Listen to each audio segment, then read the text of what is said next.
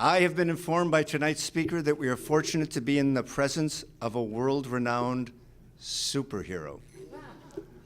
Now, some of you are already saying, oh, okay, I know who this is. He claims that as a kid, he was bitten by a spider. From that, he garnered superpowers and developed his spider sense. Look, you're all on the edge of your seats. Who the hell could this be, right? Knowing how bright you all are, I know you are thinking that I've broken all the rules and invited Peter Parker, who I've never heard of. Seriously, but I don't watch TV and don't know much about what's going on around me. But this told me, also known as Spider-Man, to speak to you tonight. Patience, please, as I will soon reveal the true identity of our speaker, in case, of course, any of you really believe Spider-Man was coming tonight, who turned me down. Tonight's lecture, and here's where we get into the really good stuff, because this is, as each of our speakers has been, an incredibly accomplished scholar and teacher, and this is the more serious stuff, which is what I would have had in the more serious talk. Tonight's lecturer arrived at the university in 2013 and has made significant contributions to his chosen field, publishing more than 70 peer-reviewed articles. And again, this isn't made up, this is fact. Spider-Man, I just don't buy. I can't imagine that the Spider-Man thing is real, but we'll find out when he does his presentation. And at least now you know something about a hint as to who this might be. Most of which have been published with the principal authors of the articles being our very own students, which I have to say is something that many of you have done, which I think is incredible, publishing articles and having the principal authors be our students. And this individual is no different on over 70 different publications. Our speaker has received support from the National Security Agency, so it could be the Lee College. Mario's saying no, but what does he know? The National Science Foundation, so it could be the Arts and Science College. And Stuart's nodding his head in agreement, but what does he know? MITRE Corporation, which no one's ever heard of, and as Henry Lee would say, who gives a damn? The Department of Homeland Security, leading us back to the Lee College, right? You want to reconsider your bets? Google, which my German mother-in-law calls Goggle, which could be any of the colleges, and numerous other private sector organizations. He has been cited as one of the top 3 most prolific authors in his field worldwide, and has also won numerous awards, scholarships, and he has, and now this limits it incredibly, before you start speculating, an endowed professorship. So it could be Henry Lee, but he's not here. And Best Paper Awards. He has presented his work with his students across the globe, and this work has impacted literally, and it has, billions of people worldwide, helping solve crimes in Connecticut, the Lee College, and beyond, the Arts and Science College. His work has been featured in the media in more than 20 languages.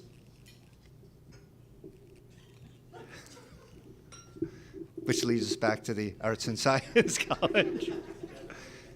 I am going to end up being the last lecturer if I keep at this. But I'm going to really give it away now and introduce our speaker, who, all kidding aside, and he didn't write all of these comments, some of them are from me, is, like all of our last lecturers, an incredibly accomplished faculty member here and globally. And he's joined by his wife, Megan, who is, as he put it, and this is the best part of the script, the real superhero in the story. And that's not my script, that's his script. And I therefore introduce Abe Baggili, this year's last lecturer.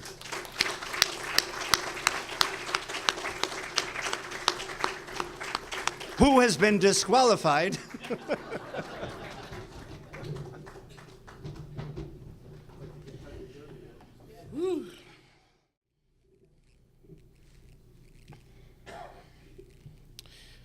So, I really wanted to start the last lecture by asking you, what do you think this lecture is about? And what I'd like you to do is, this link is not showing up very well. Oops. I'd like you to visit this website right here. If you don't have a good connection, hopefully you will. And just type in an answer, and we'll see what everyone's thinking.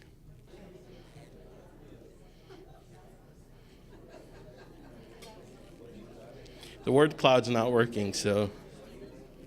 Abe's personal growth. I hope you don't mean like eating a lot of food and growing continuously.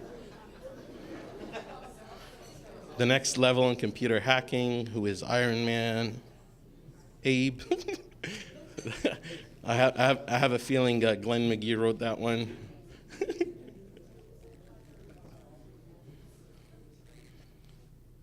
All right. So thank you all for coming here today. Steve, I wanted to start sharing this by sharing the story of how I actually got to become the last lecturer. As you can see, this is Steve in his car. That's his face, and if you look closely, there's a cell phone next to him. And we got on the phone, and he told me, I really need to speak to you urgently. And I was really worried, and he told me that I want you to be the last lecturer. And I'm being really honest when I say, I was like, do you really mean that it's going to be my last lecture? And I'm not just saying that. I really meant that, and I was really scared. And he was like, maybe. We'll see.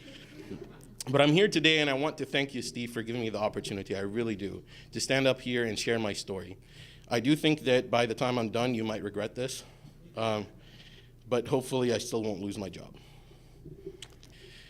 So I want to start off by saying what this lecture is not, what it's not about, okay? This lecture is not about how our students have made significant contributions, and it's not about how we have impacted over 1.5 billion people worldwide based on our research, and that it's been in over 20 languages. That's not what this is about. Neither is this lecture about some of the research that we've done recently that enabled us to track people by looking at health and fitness applications. Here's an example of one of the people that work here at the university. In this specific analysis, it was Alan McDougall. The paper is entitled, Map My Murder, Forensic Analysis of Health and Fitness Applications. And what you see here is data that we were able to get about Alan because he I don't know if you know, he's a health nut, and he rides bikes and things like that. At the bottom is his exact paths that he takes. But this was all information we found online. We didn't ask him for it. We know the exact shoe that he uses. We know the exact smartwatch that he uses. And we know the car that Steve drives to. And this one is another interesting person that we don't know. And I'm only sharing this because I think it's interesting. This lady lives in Seymour, Connecticut. These are the exact paths that she takes every single day or every other day running. What's really interesting about her is that her husband is a cop. So think about the implications of that, as well as her registered voting record. But this talk is not also about how we just had a 93% increase in our deposits in cybersecurity. And it's also not about the fact that I just got a phone call 2 days ago that we are being recognized as a center of excellence in cyber operations by the National Security Agency and by the Department of Homeland Security, alongside NYU, West Point, the Air Force Academy, and Northeastern University. Now, for those of you that don't know what this is, it means that we have officially become a top-tier cybersecurity program worldwide. And I'm very, very excited about that. There's only 20 universities that have that. This talk is also not about the fact that you were all phished, as you probably figured this out when you registered for this event. And what's really interesting is that we asked you for your birth date, right? And we asked you for things like that. But what we also found out is that 15% of you are Republican. At least one person on every table is. 52% are Democratic, and 33% are unaffiliated. What's also interesting is that 20% of you lied. On the form. And that 80% of you reported truthfully. The people that lied, if you split them down the middle, it was 50% men that lied and 50% women that lied. And I found that fairly intriguing as well. And this talk is not about Armageddon, how a hacker can control your life, your money, and your electricity.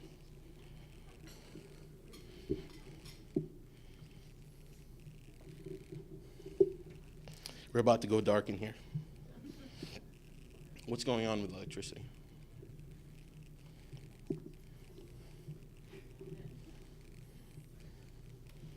And finally, this talk is not about how my student there has a Wi-Fi access point that was stealing your credentials as you were connecting to a Wi-Fi hotspot. And maybe you can pull it out later and show it to them. But most importantly, since this is my last lecture and I'm on the path of being fired at this point in time because I've been boasting so much about everything that we've done, this talk is not about that. What this talk is really about is why these things happened. It's not about the fact that they happened. It's about why they happened. See, this is where it all started. Does anyone know what this is a map of? Indiana? Okay. So in specific, this is, can anyone guess? Do you want some hints? It has a post office that has been in operation since 1923. Does anyone know who Florence Henderson is? Carol Brady? All right, she grew up there. She went to school there. Any guesses? Pawnee. I don't think Pawnee, Indiana is real. But this is as real as it gets to Pawnee, probably. This is a map of Rockport, Indiana, in Spencer County, with a whopping population of 2,209. Now, another interesting thing is that the lots were first sold in Rockport in 1818, and the town received its name from rock outcroppings in the Ohio River. To be more specific, the story starts behind one of the oldest drive-in theaters in the country. And it opened its first screen in 1995 and is now one of the oldest American drive-in theaters still in operation today. And this is where Megan is from, my better half.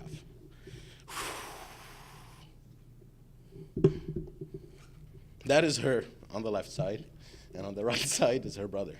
And as you can see, she loves and always has loved her brother. By the way, for those of you that don't know, Megan is sitting right there.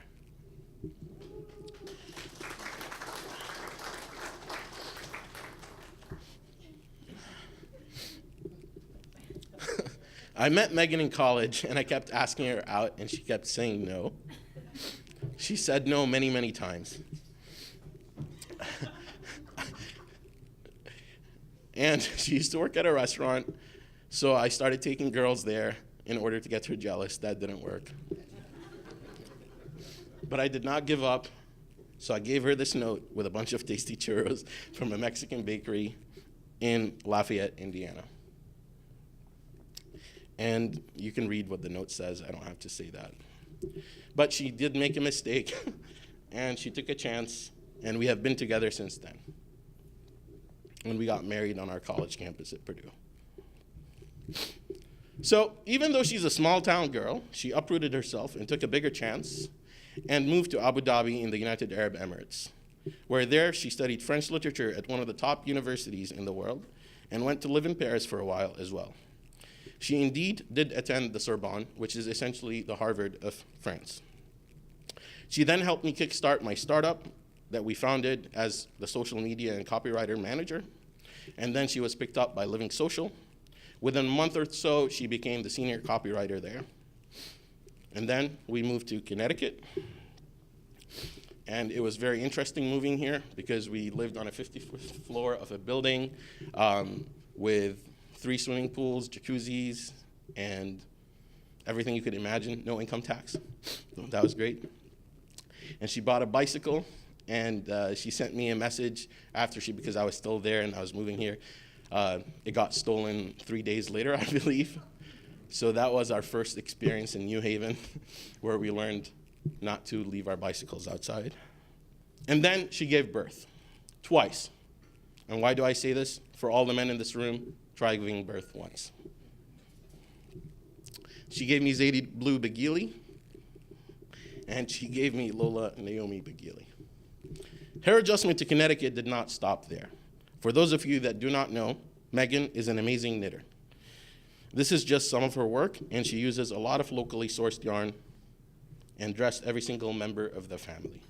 I learned a lot about the history of knitting, as well as how knitting is used in the feminist movement. For example, in the picture of her, it's a bracket hat. The wool is from Fox Hill Farm in Massachusetts, which she purchased at Rhinebeck, New York at the Sheep and Wool Festival. But Megan is a stubborn lady. I guess that's why she married me. She was not happy with only knowing how to knit, so she did not stop there. She started dyeing her own yarn and spun her own yarn too. So essentially, she has made a lot of the clothing that we wear around the house. For example, in the top left-hand side, the socks yarn was hand-dyed by her using black walnut. On the bottom left, what you see is a 100% pure Romney wool from Olympia Farm, just 5 minutes from our house in Guilford, Connecticut. Megan is also the best dessert maker I've ever seen in my entire life. By the way, I know you just ate, but you're about to get hungry. On the top left, you see amazing coffee cardamom walnut cakes that she makes. And on the bottom left, by far, the best hot chocolate you'll ever have, filled with freshly whipped cream. Scrumptious. In the middle, you see a salted caramel apple pie made with local apples. On the top right, you see a Christmas pavlova, and I'm sorry to say it's much better than the pavlova you had today, with fresh pomegranate seeds. And on the bottom right, you see a galette de roi, which I'm probably going to get a lecture for mispronouncing that later from Megan, the traditional French king cake. Are you hungry yet? Here are some more. In the top left, you see a vegan no-bake cheesecake with peanut butter and an almond base. And in the bottom left, you see her Swedish-style cheese and herb bread. And in the middle, you see her homemade vanilla bean blood orange ice cream. And on the right, you see her Middle Eastern mujaddara. For those of you that don't know what that is, it's a rice and lentil dish topped with fried onions. And in her case, she changed over to scallions because she thinks they taste better, and she's right. But Megan gets much of her inspiration from books. And I think what's really interesting is that I'm an academic, and I meet a lot of academics, and she is much better read than most academics with 10 PhDs that I've met. And I don't mean that lightly. I really mean that from the bottom of my heart. One interesting book that really stood out to me is, in recent years, is the Stitch and Bitch book, which is now actually considered as a means of reclaiming women's domestic work in the feminist circle. So you should really take a look at that because that's really interesting. She refuses to buy a Kindle, and she refuses to buy anything digital for her books. She loves the way they smell, and she just loves books more than anyone else I've ever met. Since books were much of her inspiration since her childhood, she became a very strongly opinionated, witty woman. And the truth is, she changed me from a chauvinist to a feminist. I'd like you to clap for that, please.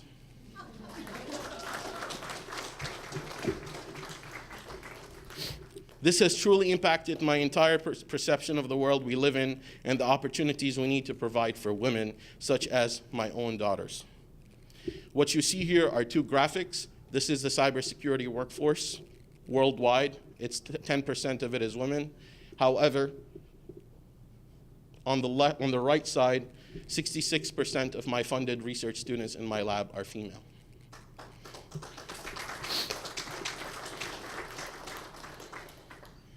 Above all, Megan is the best mother I have ever met.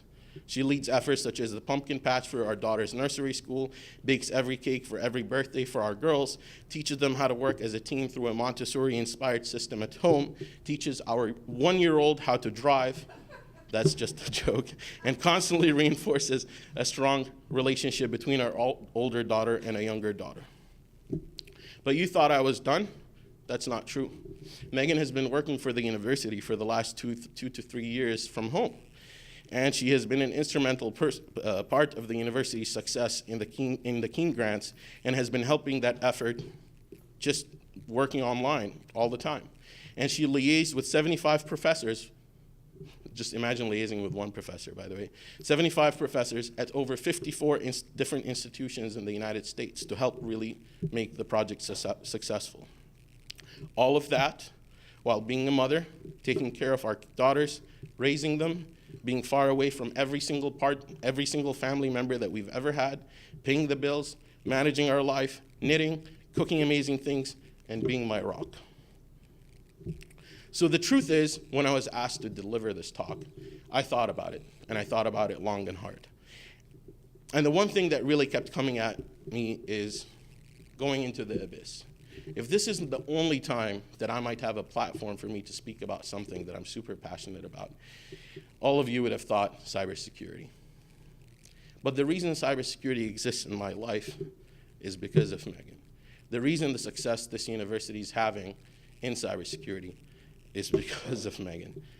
So while I am praised for my efforts continuously by my colleagues, friends, and everyone, you really need to know that she is the true hero, like he said.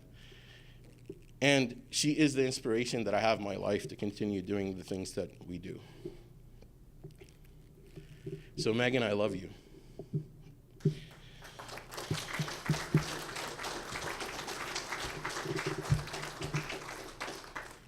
This picture was taken at UNH, actually, at one of the scholarship balls. Thank you for being my rock. Without you, neither I nor the university would have the success we have had. You will always be my first lecture, my last lecture, and you deserve an infinite applause for being you. I am the luckiest person in the world to have such an inspiration in my life. Thank you.